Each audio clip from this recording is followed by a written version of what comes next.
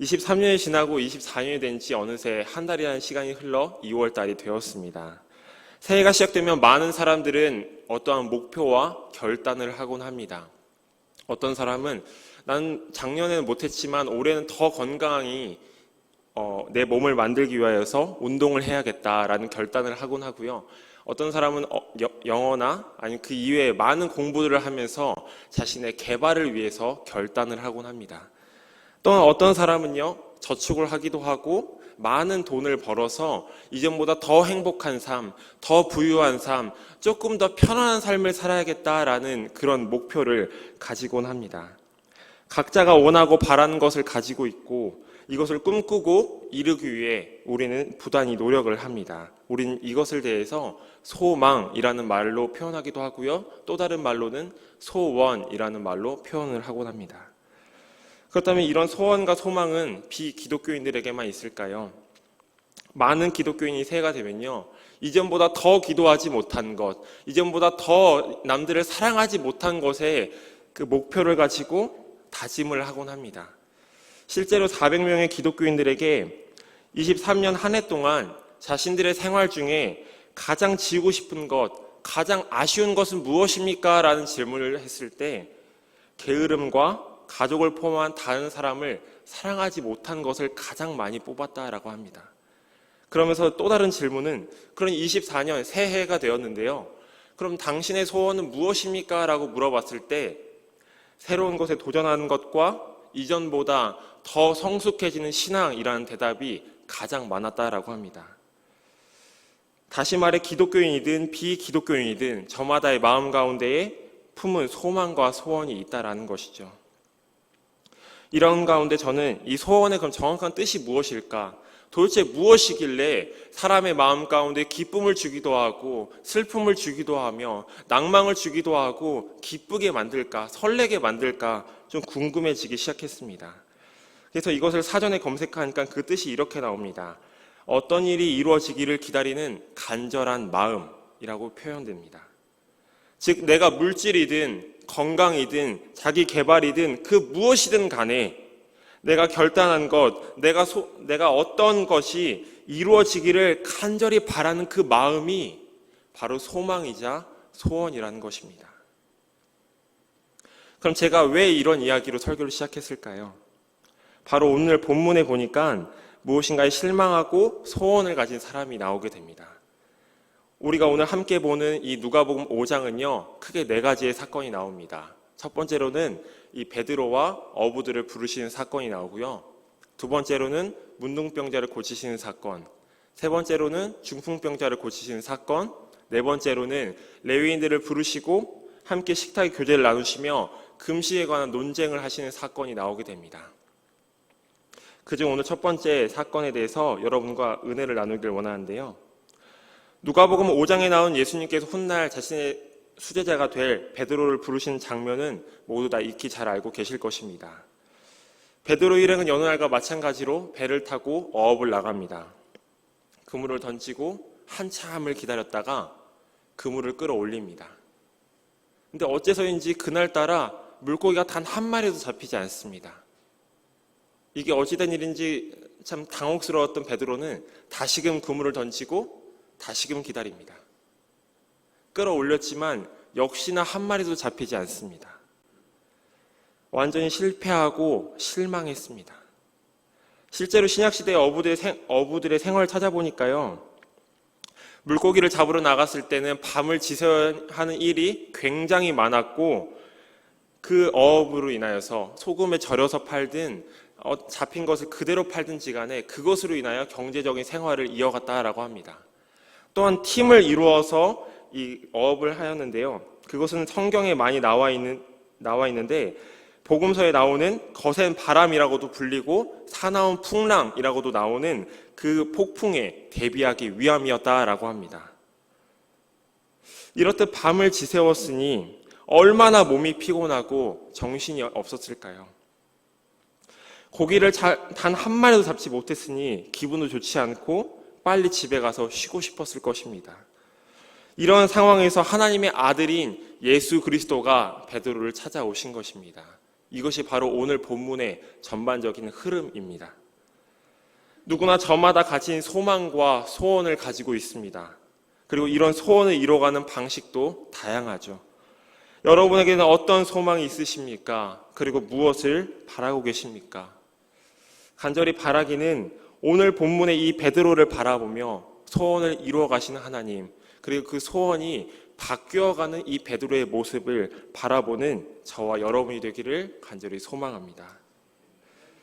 누가복음 5장 이전의 내용에서 예수님은 갈릴리의 여러 회당을 두루 다니시며 사람들을 가르치시고 복음을 전파하시고 치유하는 장면들이 나오게 됩니다. 헬라어 원문 1절의 내용에 그러던 어느 날이라는 의미를 나타내고 있는데요. 한글 성경에서는 이를 생략하고 있으나 영어 성경 NIV 성경에서는 헬라어 원문을 그대로 반영하여 원데이로 표현하고 있습니다.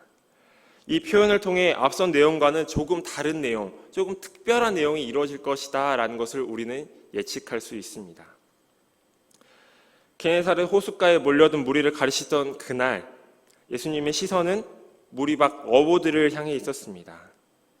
예수님께서는 많은 사람들이 몰려왔을 때 피해도 보고 막아도 보고 참 도망도 다녀봤지만 말씀을 듣기 위해 아주 많은 사람들이 이곳 가운데에 예수님 근처로 모이게 됩니다. 반면 베드로는 밤새도록 물고기를 잡으려 안간힘을 썼지만 수고한 것과는 다르게 힘만 들고 헛수고인 모습이 나오게 됩니다. 여기서부터 예수님과 베드로의 시선의 차이를 느낄 수 있습니다. 셀 수도 없는 많은 무리가 몰려와서 말씀을 들을 때 예수님께서는 그곳에서 소외되어 무엇인가에 근심하고 있는 한 사람, 베드로를 바라보십니다. 그러나 베드로는 어떻습니까? 당장 자신의 수고에도 아무것도 없는 이 그물만을 바라보며 허탈감, 짜증, 무기력증, 다양한 감정에 휩쓸려 자신의 근처에 참 생명 되시는 예수 그리스도가 왔음에도 불구하고 세상의 걱정과 근심으로 가득하여 바라보지 못하는 영적 시선이 어두운 모습을 보여주고 있습니다. 예수님은 베드로처럼 우리가 세상의 시선에 가려져 하나님을 바라보지 못할 때, 일에 빠져 있을 때 그런 우리에게 바로 그 자리를 떠나 다른 자리, 말씀을 들을 수 있는 그 자리로 가라는 것을 말씀하고 계십니다. 매일의 삶 가운데에 얼마나 분주한 삶을 살고 계십니까? 학업에서, 직장에서, 다양한 삶의 환경에서 제가 다 이해할 수 없을 만큼 아마 바쁘고 분주한 삶을 여러분들은 살고 계실 것입니다. 간절히 바라기는 그러한 삶 속에서 우리에게 임하신 하나님의 말씀을 기대하고 귀 기울이며 바쁜 자리, 일의 자리가 아닌 그곳을 복음의 자리로, 말씀의 자리로, 하나님이 거하시는 자리로 발걸음을 옮기고 만들어가는 저와 여러분이 되기를 간절히 소망합니다. 이제 예수님은 곧 자신의 시선이 먼 곳을 향해 몸을 돌리셨습니다. 많은 사람들이 고백하듯 모든 것을 다 아시고 사랑이 많으신 예수님이라면 실망하고 있는 베드로에게 가서 네가 베드로니 물고기를 단 한 마리도 잡지 못하여 실망하고 있구나 라고 위로를 하시던지, 아니면 게네사렛 호수 중에 어느 포인트에 물고기가 많으니 좀 거기 좋은 물고기가 많으니 거기서 물고기를 한번 잡아봐라 라고 말씀을 하실 만도 한데 예수님의 반응은 어떻습니까? 오늘 본문 4절입니다. 말씀을 마치시고 시몬에게 이르시되 깊은 데로 가서 그물을 내려 고기를 잡으라. 그때의 상황은 베드로가 예수님의 요구를 들어주기 쉽지 않은 형편입니다. 짜증을 내고 불평할 수밖에 없는 어쩌면 그런 상황입니다. 그러나 베드로의 대답은 어떻습니까? 본문 5절입니다. 시몬이 대답하여 이르되 선생님, 우리들이 밤이 새도록 수고하였으되 잡은 것이 없지만은 말씀에 의지하여 내가 그물을 내리리이다 하고. 아멘. 시몬 베드로는 순종하기 쉽지 않은 그 말씀 가운데에 순종을 하였습니다. 저는 근데 본문 5절에서 이 말씀에 의지하여라는 이 단어가 여러 가지 면에서 잘 이해가 되지 않았습니다. 첫 번째로는요, 성경 어디에도 예수님은 목수일을 하셨지 어업을 하셨다, 물고기를 잡으셨다라는 표현은 나오지 않습니다.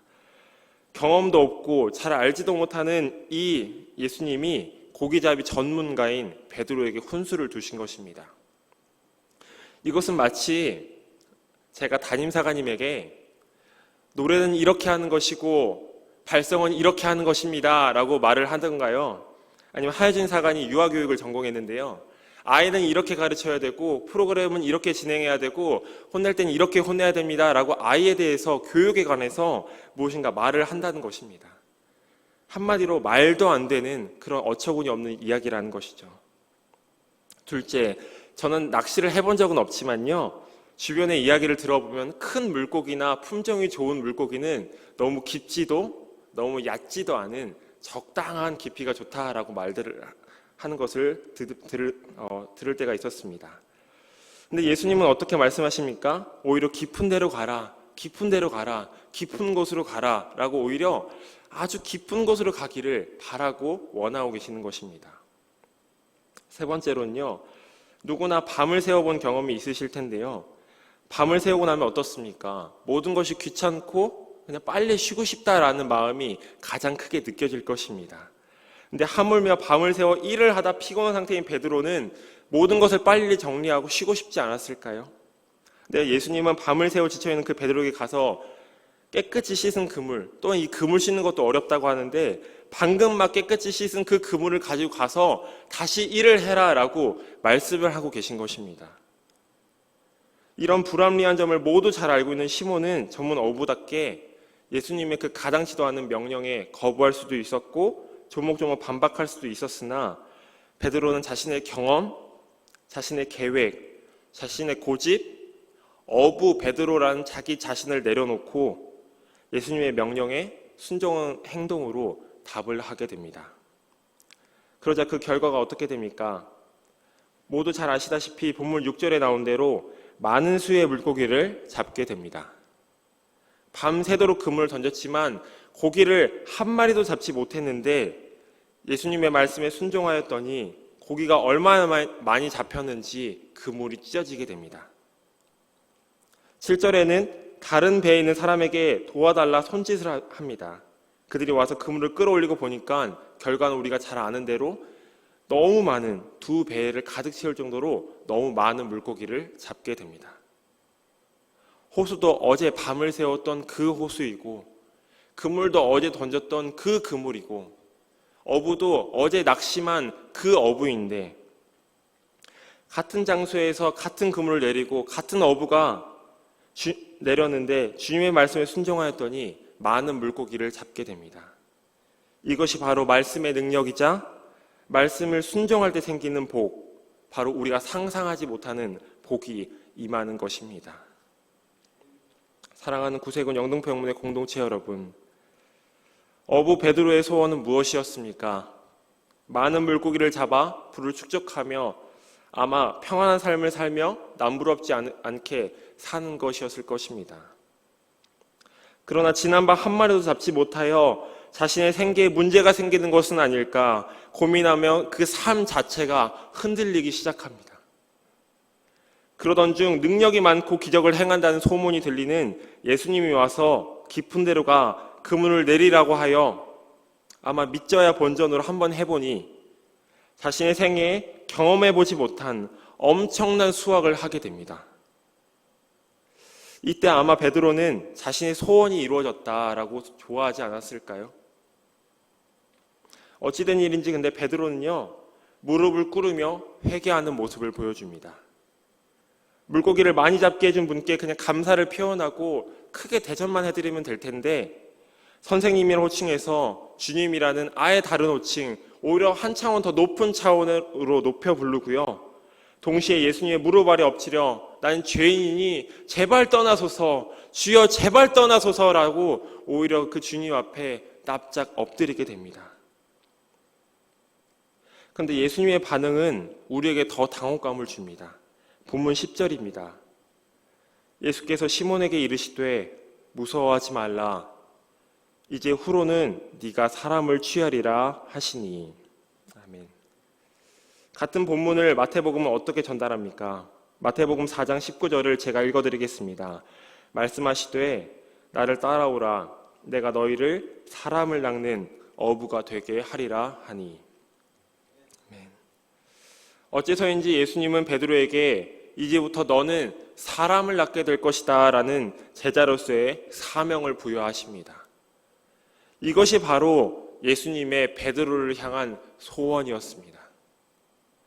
지금까지는 이 땅에서 먹고 살기 위해 물고기를 잡는 일을 생업으로 하였지만 그것보다 더 중요한 소명의 자리로 예수님은 베드로를 초청하신 것입니다.